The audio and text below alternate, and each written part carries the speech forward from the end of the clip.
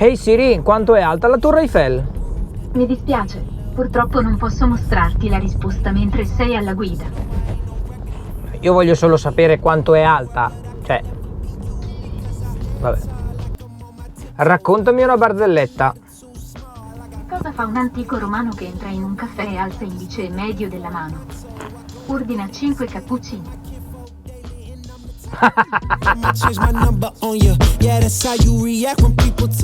Buongiorno a tutti ragazzi, ma vi è mai capitato di preparare tutta la borsa e poi di dimenticare la telecamera quando uscite a fare un video? Ecco, a me è capitato, quindi adesso sto utilizzando la piccola Osmo Action. Mi dispiace se la qualità del video non è il top, però oggi dovevo girarlo per forza, anche perché sono venuto in officina da mio cugino appositamente per cambiare questo schermettino qui. Oggi sarà installato un nuovo display perché quello lì a orecchie di topolino ha fatto il suo tempo. Oggi montiamo questo.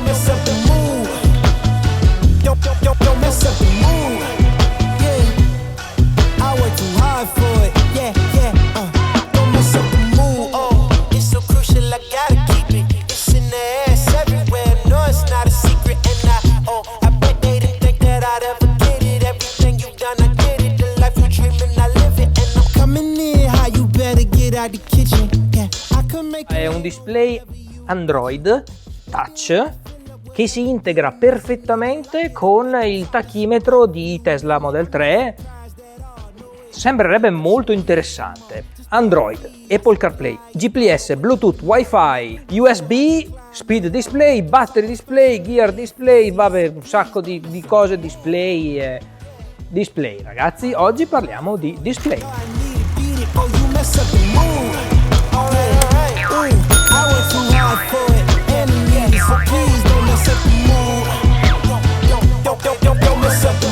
Miki, mi dai una mano o no?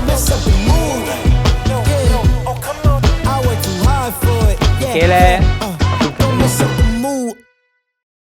Prima cosa da fare, sballiamo il display. Display. No, vabbè, tranquillo, grazie.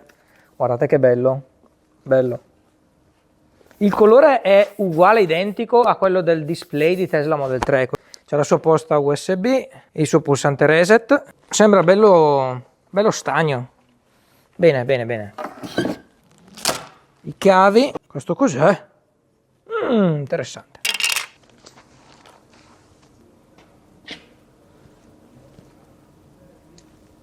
Sì, ma se c'è la luce rossa vuol dire che sta registrando, Miki. Abbiamo anche il cameraman oggi, ragazzi. Cioè, che qualità! Che qualità! Abbiamo anche lo zio, guarda lo zio. Salve. Ci sono parecchi cavi. Poi questo qua è il wifi, madonna. Tutta questa roba qua, adesso bisogna capire dove va, Prima cosa da fare, ragazzi, sicuramente è rimuovere questo. Fate con molta calma, come sempre, Devi stare molto attento perché sennò poi mi scricchiola tutta la macchina,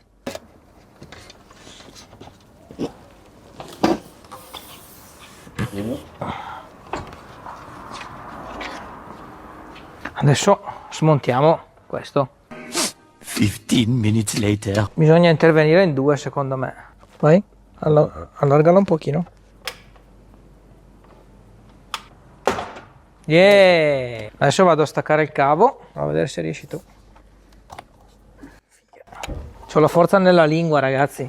Nella lingua c'ho la forza io. Nel mio caso, questo è il vecchio monitor che ha la stessa conformazione della plastica originale, che è questa qui, che noi adesso andiamo a rimettere perché non si monta più qui, ma si monterà dietro. Adesso bisogna andare a rimuovere questa parte qui che vedete.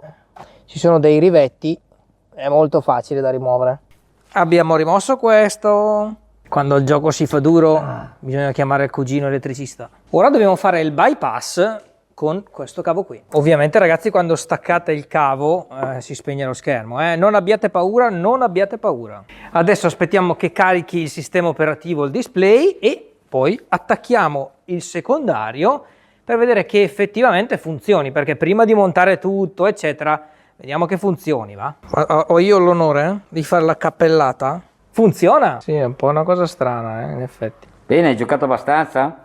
C'è già Steph, va bene, dai, ci giochiamo dopo. Adesso nella nostra plancia dobbiamo andare ad infilare tutti i cavetti del display principale. Qui ci sono le varie prese d'aria, ok? Ci sono tanti buchini che arrivano fino là in fondo. Ovviamente dalla parte del guidatore, anche se questo può essere installato sia da una parte che dall'altra e per assurdo potete installarne anche due, uno di qui e uno di là. Vabbè, noi ne abbiamo uno e lo andiamo ad installare. Per installarlo esattamente al centro, quindi in corrispondenza del nostro volante, dobbiamo andare a contare 31 fessure.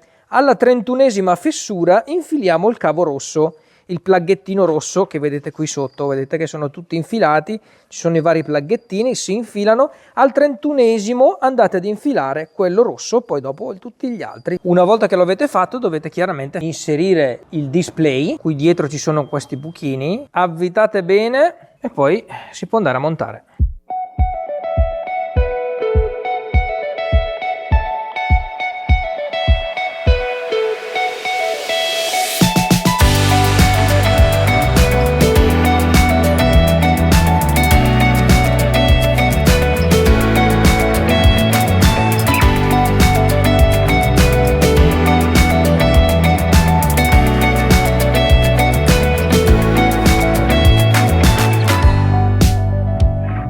Bene ragazzi, il montaggio praticamente è finito, qui vi faccio vedere dove abbiamo fatto passare il cavo. Scusate per la luce, ma purtroppo è scesa la notte. Il display ancora funziona, qui sembra tutto ok. Sì, ho il cofano aperto, vabbè, quella è un'altra cosa. Dopo lo sistemo e bon, noi ci rivediamo tra un millisecondo però con la luce. Eccoci con il display montato in macchina. Sì, in macchina vi faccio vedere questa cosa mentre guido, così un po' da farvi capire quali sono le sue potenzialità e anche i suoi difetti maggiori. C'è qualche bug di troppo. Ensno mi ha detto che con il nuovo aggiornamento firmware dovrebbero risolvere. A volte un po' lagga, certo non lagga come il display di 4. Con Apple CarPlay potete leggere i messaggi, farvi leggere da Siri i messaggi, fare delle domande a Siri, utilizzare Spotify. Il collegamento con Apple CarPlay è automatico. Quando entrate in macchina automaticamente il sistema riconosce che il telefono sia connesso in Bluetooth al dispositivo e vi apre Apple CarPlay di default. Adesso vi faccio vedere cosa vuol dire touchscreen. Io il fatto che ho le braccia corte, per me è una grande difficoltà dover andare a schiacciare i pulsanti. Vedete ad esempio questo, oppure fare slide. Ecco, la cosa che più odio è fare lo slide. Qui a sinistra abbiamo una cosa molto carina, mostra delle shortcut di applicazioni che hanno deciso loro. Qui abbiamo i settings dell'auto, le applicazioni, il navigatore, si può spegnere lo screen e rientrare in CarPlay. E qui c'è questo cerchiolino che se io lo premo posso andare ad inserire questi 4 sistemi che sono, diciamo, sistemi automotive. Vedete che qui ci sono tutti e 4 gli spazi dedicati, che sono barra superiore, barra inferiore, colonna di sinistra, colonna di destra e colonna centrale. Nella colonna centrale c'è una specie di simil autopilot che non è niente di particolare, è una macchinina con un'animazione semplicemente che segue le strisce. Ho aperto la portiera, ecco, vedete? L'animazione non è male, è peccato che non si possa cambiare il colore dell'auto. È tutto predisposto, però il blu va in errore. Anche questa cosa l'ho segnalata. Proseguendo, sopra la macchinina c'è il tachimetro, quindi mi dice a che velocità sto andando. A sinistra c'è il limite di velocità che vede la macchina. Tutte queste informazioni, ragazzi, sono prese direttamente dal, diciamo, flusso dati CAN bus che viene spedito normalmente al display della macchina, perché come avete visto nella fase di installazione c'è questo cavo che va a connettersi e fare un bypass sul display, sul computer di bordo che è là sotto il glove box. Oh, raga, dovete dirmi voi se vi piace o no. Le mie le mie impressioni sono buone, nel senso, io volendo qua potrei utilizzare Better Route Planner, Juice Pass, tutti i miei programmi direttamente con Apple CarPlay. Questa è una cosa molto interessante. Qui a sinistra abbiamo le applicazioni più utilizzate, ma a me non interessa e voglio ritornare a farvi vedere le application, perché la vera forza di questo sistema è che è un sistema Android completo e potete installare anche delle applicazioni. La prima cosa che io ho fatto è installare Netflix, no? Sembrava il minimo. Però Netflix si installa, però dopo non parte. Però diciamo che ci sono tante applicazioni che si possono installare, ecco, sta a voi trovarle, perché io mi sono già rotto i maroni. Quindi, riassumendo, io lo comprerei per 650 euro o quello che costa, adesso non lo so quanto costa.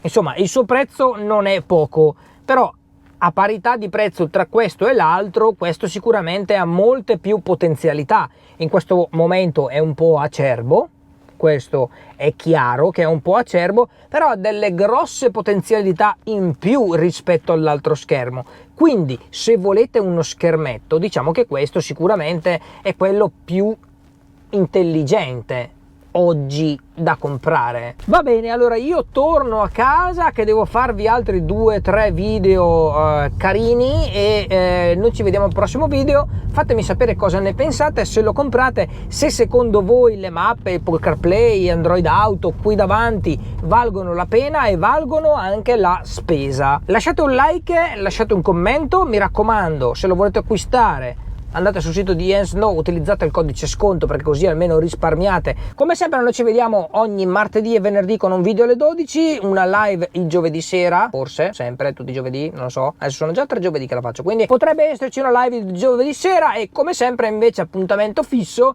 alle 21 la domenica per una live in compagnia. Ciao, a presto!